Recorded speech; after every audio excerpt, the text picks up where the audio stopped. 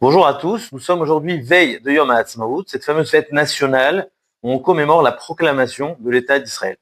Chaque année, vraiment chaque année, toujours la même tension, toujours le même débat entre les ultra-orthodoxes, donc les Haridim, et les sionistes religieux, les Dati Leumi, sur l'importance à accorder à ce jour, comme si ce débat, ce dialogue, s'inscrivait dans la notion même de Hatzmaut, d'indépendance.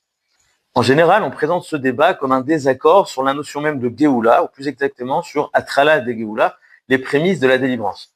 Naturellement, les Dati Leumi voient cette création de l'État d'Israël comme Atrala de Géoula, le début de la délivrance, un retour vers notre terre promise, Shivat Zion. C'est une réalisation concrète de toutes les prophéties. Et donc pour eux, il s'agit d'une date capitale, centrale dans le calendrier juif, alors que chez les Haridis, en général, c'est perçu comme un jour quelconque, un jour qui n'a aucune importance, puisque on ne peut pas encore véritablement parler de Géoula, de délivrance, et peut-être fin d'exil, sauf à Galout, mais pas encore de délivrance. Il n'y a pas de Hatrala de Géoula. Au point où les Haredim vont être souvent accusés comme le fait qu'ils ne reconnaissent absolument pas les miracles de Dieu, etc., etc. Dans le cours d'aujourd'hui, j'aimerais proposer une autre approche où le débat existerait même si nous acceptons l'idée de Hatrala de Géoula. C'est-à-dire que même pour les Haridim comme pour les Dati Leumi, on ne remet pas en cause les miracles extraordinaires sur lesquels on a énormément de Hakarat en Akadosh Baruch. Même si pour tout le monde, il s'agit de Hatrala de Géoula, évidemment. Il s'agit d'un retour historique après la Shoah où nous avons retrouvé notre terre, donc évidemment, il y a forcément une Hatrala de Géoula. Malgré tout, il existe encore un débat profond qui est enraciné dans les Chazal, dans les Amoreim, comme nous allons le voir tout de suite. Pour cela, j'aimerais évoquer une Gemara dans le traité Megillah qui parle du sujet du Hallel sans véritablement rentrer dans la complexité halachique de savoir s'il faut faire le Hallel et Yom HaAtzmaut ou pas, mais tout simplement la Gemara pose une question très simple: pourquoi lors de Purim nous récitons pas le Hallel? Et la Gemara propose trois réponses. La première, au nom de Rabbi Yoshua ben Korcha, les fiches Omrim Hallel al Nes Shebechutz Haaretz. On ne peut pas réciter le Hallel sur un miracle qui a eu lieu en Chutz Laaretz, en dehors d'Eretz Israël. Ça, c'est la première réponse. Deuxième réponse, au nom de Rav Nachman, Kriata Zo Elela, c'est-à-dire la lecture de la Megillah fait office de Hallel. Elle prend la place du Hallel. Donc, en vérité, on fait le Hallel sous une autre forme, sous la forme de lecture de Megillah. Et la troisième réponse, c'est celle de Rava, qui dit oui. Et la troisième réponse, c'est celle de Rava, qui dit Akate Avde Achashverosh Anan. Nous sommes encore les serviteurs de Achashverosh, et comme explique Loran d'ailleurs, pas seulement du temps de Purim, mais dans tous les exils qui vont suivre, eh bien, nous sommes toujours considérés comme des esclaves de Achashverosh. Et donc la Gemara et Rava nous dit, en l'occurrence, on ne peut pas réciter le Hallel en disant Alléluia Avde Hashem, puisque nous ne sommes pas véritablement Avde Hashem, mais Avde Paro.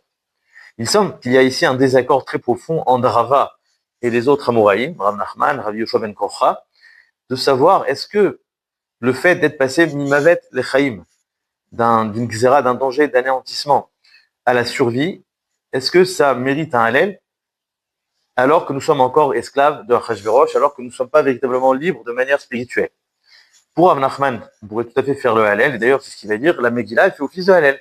Alors que pour Rava, on ne peut pas faire le Hallel. Donc on voit qu'ici qu'il y a un grand désaccord déjà entre les Amoraïm. Est-ce que lors du miracle de Purim, où ils ont été sauvés de la mort à la vie, est-ce qu'on peut faire le Hallel ou pas? Selon Rava, on ne peut pas. Selon Rav Nachman, on pourrait. Alors quel est le victoire? Quel est le désaccord? Quel est le débat? Il semble que le débat, c'est exactement le sujet que nous avons évoqué au début. Est-ce que nous pouvons réciter le Hallel? Est-ce que nous avons l'obligation de louer Akadosh Baruch Hu sur Atrala de Géoula, sur un miracle qui n'est encore que les prémices? Car Rava ne remet pas en cause la délivrance de Purim. Pour lui, évidemment, il y a une délivrance incroyable. Il en parle lui-même. Yatsanu mimavet lechaim. Mais nous n'avons pas encore abouti puisque Akate Avde Achashverosh Ana. La vérité, on pourrait expliquer que c'est exactement cette idée-là, d'ailleurs, qui explique pourquoi nous n'avons pas fait de Hallel lors de Yetziat Mitzrayim. Quand vous savez, dans les sages, il est dit que les béné Israël n'ont loué Dieu lorsqu'ils sont sortis d'Égypte seulement lors du passage dans le Yam Souf, l'ouverture de la mer, mais pas à la sortie d'Égypte. Et la question est pourquoi pas à la sortie d'Égypte? Pourtant, c'est le moment le plus central sur lequel on va faire tout le Leil à Seder, etc. Pourquoi il n'y a pas eu de Hallel à ce moment-là? On pourrait répondre exactement la même chose, Akate Avde Paro. À ce moment-là, nous étions encore les esclaves de Paro, et donc impossible de dire Alléluia Avde Hachem. Cette idée existe d'ailleurs dans l'Ibn Ezra, qui nous dit que le moment où ils sont devenus véritablement libres, c'est précisément lors de l'ouverture de la mer, car tant que les Égyptiens étaient encore vivants, étaient encore présents, bien que physiquement ils étaient déjà sortis d'Égypte, mais psychologiquement, ils étaient encore soumis, encore esclaves, raison pour laquelle ils n'ont même pas pensé à faire la guerre.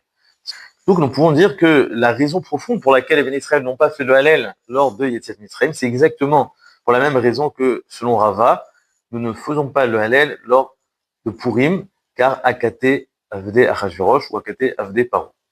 Et la vérité, j'ai trouvé dans un Yerushalmi qui fait exactement ce parallèle, il pose la question.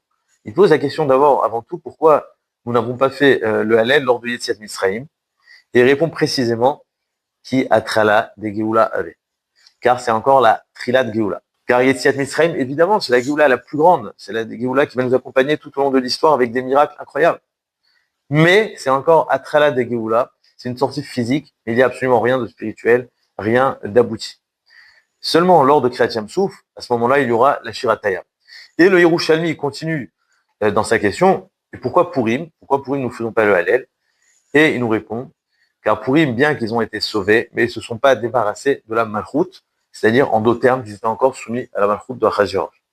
Donc on voit que le Yerushalmi fait ce parallèle entre Yetziat Mitzrayim et Purim, que bien qu'il y a cette notion-là de Atrala de Geoula, cela ne suffit pas pour faire le Hallel. Alors on pourrait dire du coup que cette idée-là, c'est donc la marloquette entre Rava et les autres Amoraïm, de savoir est-ce qu'on peut faire le Hallel sur Atrala de Geoula ou il faut attendre l'aboutissement de la Geoula.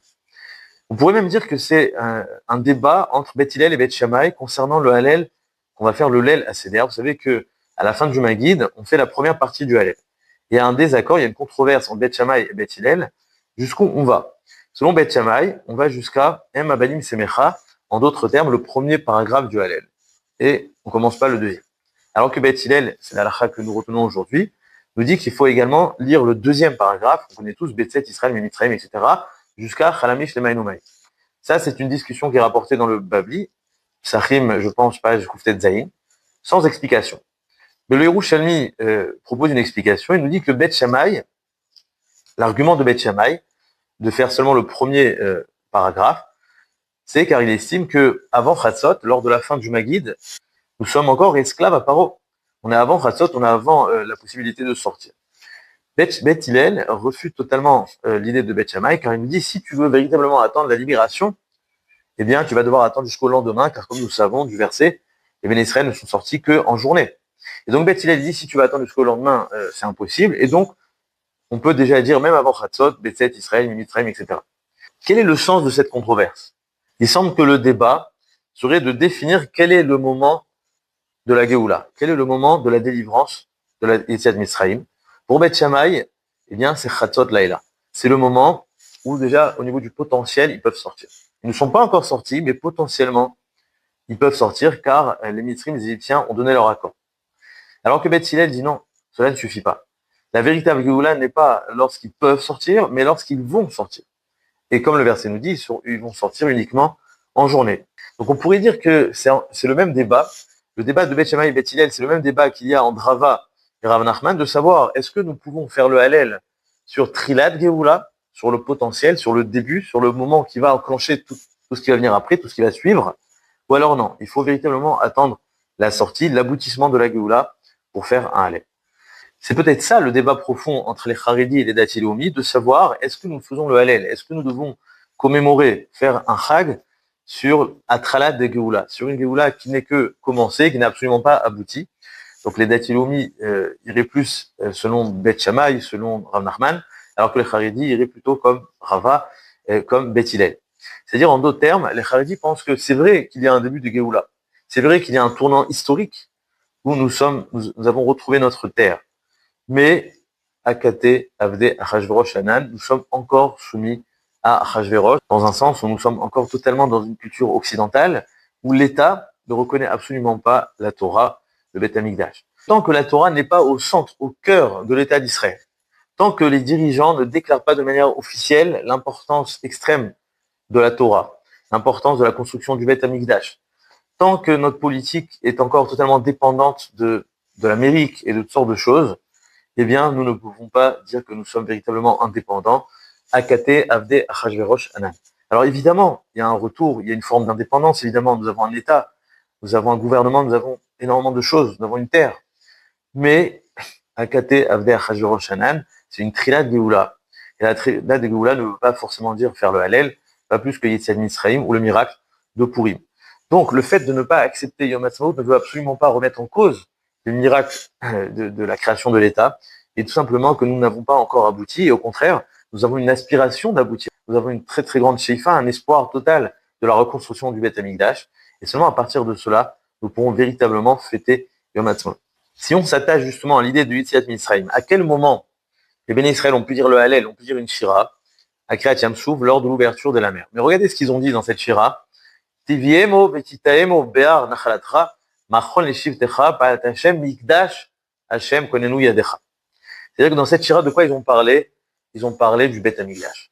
Et c'est ça, précisément ça, qui va donner le sens. Est-ce que la Géoula a été aboutie ou pas? C'est est-ce que le Beth Amikdash est notre merkaz et le centre de nos aspirations, de notre sheifa. Tant qu'ils étaient à peine sortis d'Égypte, ils étaient encore totalement assujettis à Paro. Ils n'avaient absolument pas d'espace mental pour imaginer une continuité, pour imaginer quelque chose qui va au-delà de la terre égyptienne. Ils pensaient absolument pas à l'entrée en terre d'Israël, et encore moins au Beth Amikdash. À quel moment ils ont eu cet espace-là pour commencer à aspirer à être shoef au Beth Amikdash? Eh bien, c'est lors de Kriyat Yam Souf, comme nous avons dit, ils ont dit Teviemo, Vititamo, etc., etc. Et c'est seulement à ce moment-là, eh bien, qu'on pourra parler de Géoula abouti, où ils pourront faire donc cette Shira et faire ce Hallel. C'est-à-dire que nous ne pouvons parler de Géoula au point de faire le Hallel, de faire la Shira, seulement à une condition, quand notre tête, notre aspiration est totalement focalisée vers la Torah, vers le Beth Amikdash, vers la Roufnioud, vers Akadosh Baruch.